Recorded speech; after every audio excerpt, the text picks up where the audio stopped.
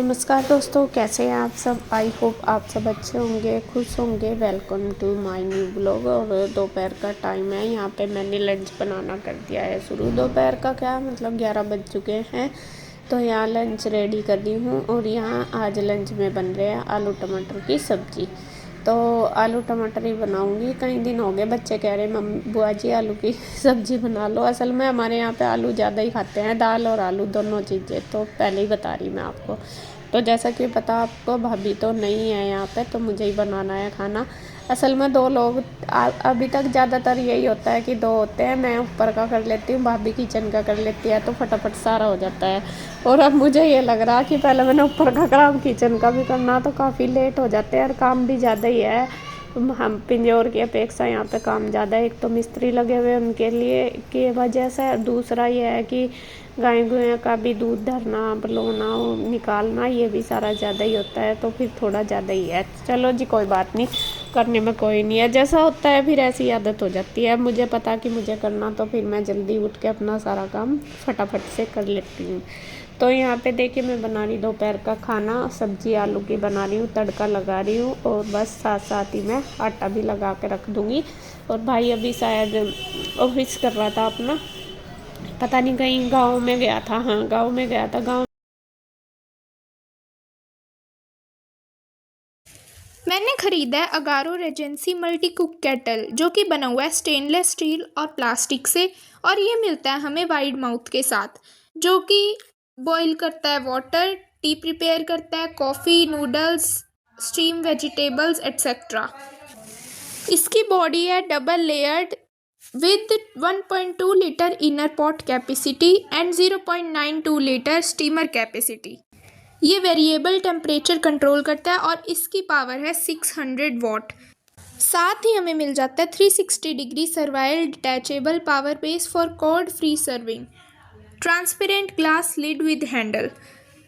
इसमें हमें मिल जाते हैं stainless steel steaming pot, stainless steel rack, food grade egg boiling rack and plastic bowl. अब आ जाती है इसको क्लीन करने की बारी। सबसे पहले हमें केटल को अच्छे से कूल डाउन कर लेना है वॉश करने से पहले, और फिर हमको केटल में डाल लेना है पानी, और फिर सॉफ्ट स्पॉन्ज का यूज़ करके उसको अंदर से अच्छे से साफ़ कर लेना है। अगर आप भी ये मल्टी कुक केटल मंगाना चाहते हैं तो लिंक है डिस्क्रिप्शन में। तो गांव में गया था भाई धान देखने के लिए, जो धान की कटने लग रहे हैं। तो देख रहा था कि कितने कट गए, कितने नहीं कटे, और कुछ मतलब छितने भी लग रहे हैं। तो शायद आप मेरी भाषा में नहीं समझ रहे होंगे। असल में कुछ चावल तो ऐसे होते हैं जो वैसे मशीनों में भी निकलते होंगे शायद, लेकिन हमारे यहाँ पे हाथ से ही कटाई होती है और हाथ से ही इनकी छिताई होती है। मतलब चावल अलग से निकालते हैं, उनमें से पराली अलग हो जाती है। तो शायद अगर मैं गांव में गई तो आपको दिखाऊंगी।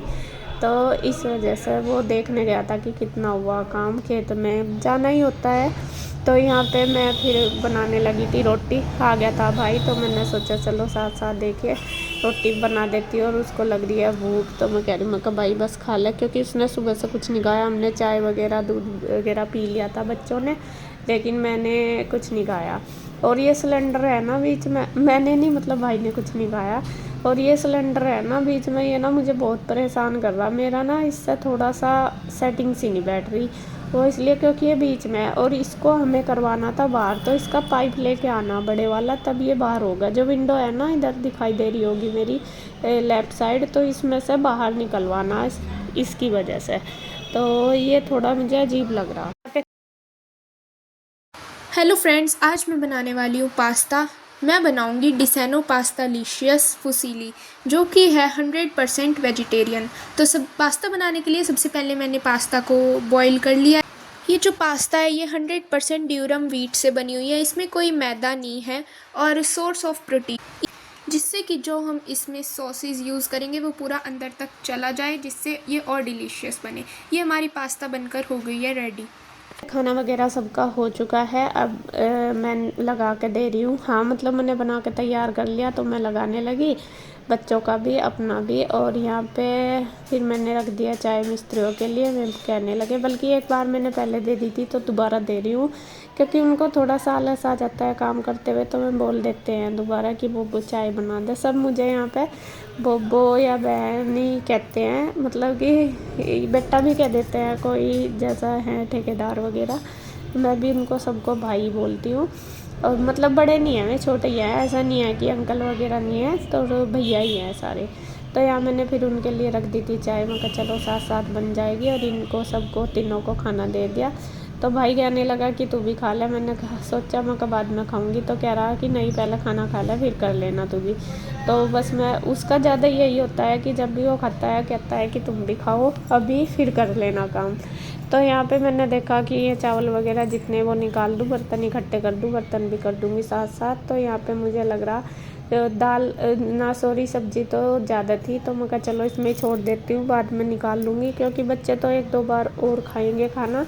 अभी तो लगभग 11-12 ही बजे थे, और फिर कम हो जाएगी जब खा लेंगे। तो यहाँ पे मैं भी खाऊंगी, बच्चे भी खाएंगे। तो यहाँ मैं बस कुकर मैंने ऐसे ही रख दिया। बाकी मुझे लग रहा रात की दाल वगैरह थी तो वो मैंने निकाल दिया, क्योंकि कढ़ाई मुझे धोनी थी, फिर किसी ना किसी चीज़ में वो चाहिए होती है इस वजह से।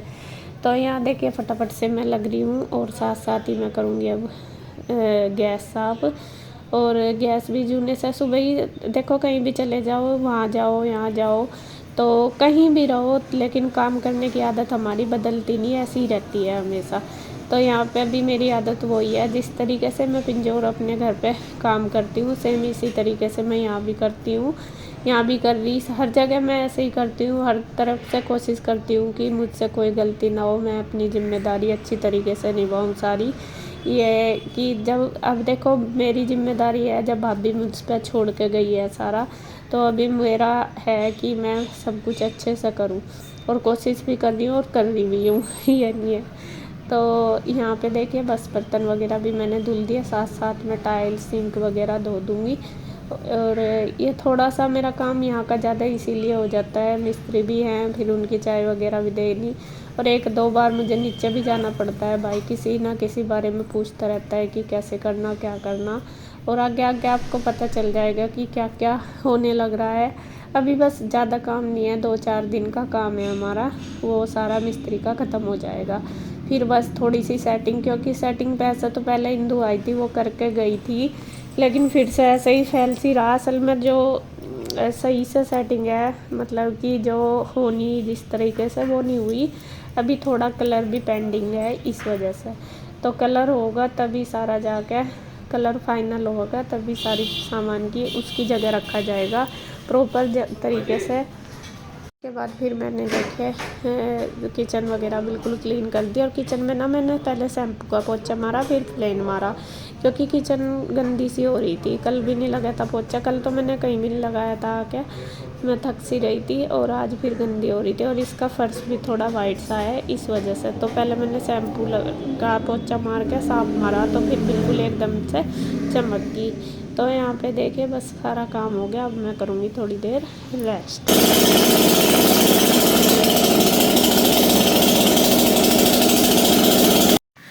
तो यहाँ पे देखिए दोपहर का टाइम है, और आज कटने लग रहा है ये वाला पेड़। मतलब ये ना एक साइड से कटवा रहे, पूरा तो कटवाएंगे नहीं, बहुत दिन से सोच रहे कि बच जाए बच जाए बच जाए, कटवाना ना पड़े, लेकिन आज ना चाहते हुए भी ये काम हमें करना पड़ रहा। बल्कि मन बहुत परेशान है मेरा भी और भाई का भी, दोनों का ही, क्योंकि ये पेड़ इधर हमें ना टीन डालनी है तो उसमें अड़ रहा था इस वजह से, और टीन वो ज़्यादा डालनी है, तो इधर भी ये जो छत बनी हुई ना इसमें भी लग रहा है ये, तो इसकी वजह से ये छत पे भी फिर दिक्कत करेगा।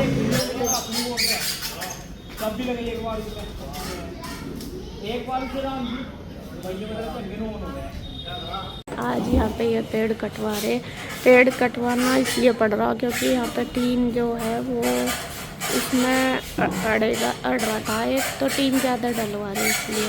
तो ये भैया मशीन से काट रहे, और ऊपर से ही काटना शुरू करेंगे, पूरा नहीं कटवाएंगे, आधा मतलब एक साइड से कटवाएंगे, ये वाला टहना और एक दूसरा उधर का, बस एक साइड का वो रखेंगे इधर। तो देखिए एक टहना इन्होंने काट भी दिया और देखिए कैसे काटेंगे, देखिए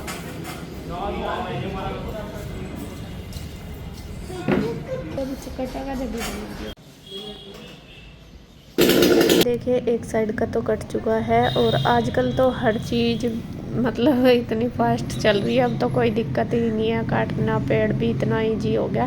पहले मैं तो फर्स्ट टाइम देख रही कि किस तरीके से काट रहे। पहले तो वो कुआड़ा सा होता था, उससे काट देते थे, जैसा उसमें भी कटवाते थे ना, मतलब खेतों में पेड़ कटते थे उसी से, या फिर आरी सी होती थी। लेकिन अब तो ये मशीनरी इतनी चल रही कि फटाफट से इस पेड़ के कितने ही टुकड़े हो गए, उन्होंने छोटा छोटा करके फटाफट काट दिया। और काफ़ी ये थोड़ा सा ख़राब सा भी हो रहा था, इसकी जड़ें सी, वो इसलिए ये ऊपर से जैसा जंगवा हो गए ना, तो इसका झुंड सा बन रहा था, तो वो आगे चल भी नहीं रहा था, ये भी हो रहा था। तो असल में सबसे बड़ी बात तो यही है कि हमें यहाँ तक टीन डलवानी, जब वो डल जाएगी आपको पता चल जाएगा इसका रीज़न। लेकिन मन बहुत परेशान हुआ, करना तो पड़ा ही। देखिए सारी लकड़ी इसकी है ना, लाल लकड़ी है, बिल्कुल लाल